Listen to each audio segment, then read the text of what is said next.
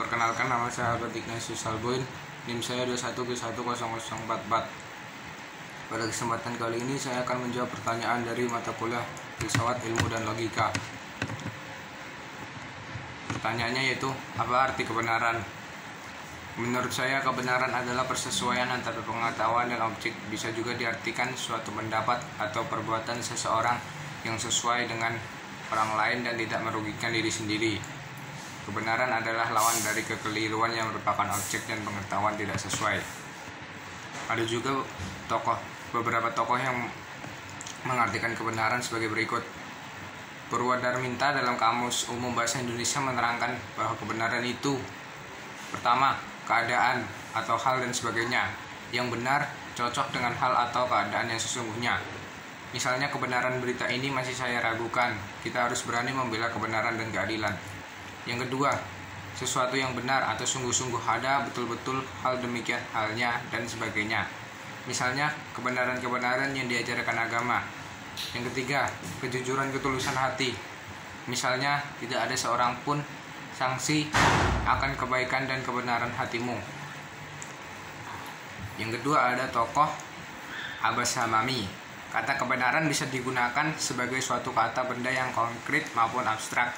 Jika subjek hendak menuturkan kebenaran, artinya adalah proposisi yang benar. Proposisi maksudnya adalah makna yang dikandung dalam suatu pernyataan atau statement. Adanya kebenaran itu selalu dihubungkan dengan pengetahuan manusia atau subjek yang mengetahui mengenai objek. Jadi kebenaran ada pada seberapa jauh subjek mempunyai pengetahuan mengenai objek.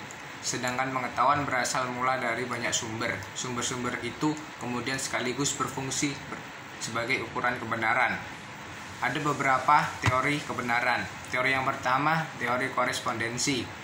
Teori kebenaran korespondensi atau correspondence theory of truth yang kadang disebut dengan accordance theory of truth adalah teori yang berpandangan bahwa pernyataan-pernyataan adalah benar jika berkorespondensi terhadap fakta atau pernyataan yang ada di alam atau objek yang dituju pernyataan tersebut.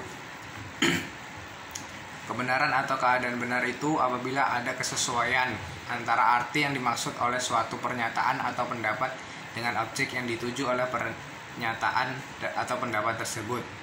Teori yang kedua, teori koherensi.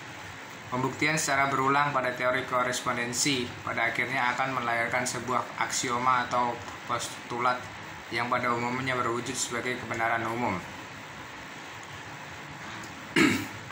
Teori yang ketiga, teori pragmatis. Teori pragmatis berbeda dengan dua teori sebelumnya dalam menentukan dasar kebenaran.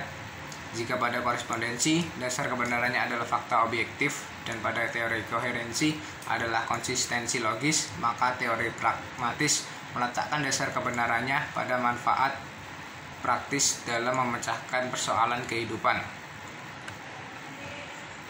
Teori yang keempat, teori ini berasal dari John Langsau Austin dan dianut oleh filsuf lain seperti Frank Ramsey dan Peter Strawson. Filsuf-filsuf ini mau menentang teori klasik bahwa benar dan salah adalah ungkapan yang hanya menyatakan sesuatu atau deskriptif. Proposisi yang benar seperti proposisi itu menyatakan sesuatu yang memang dianggap benar. Demikian sebaliknya. Teori yang kelima, teori konsensus.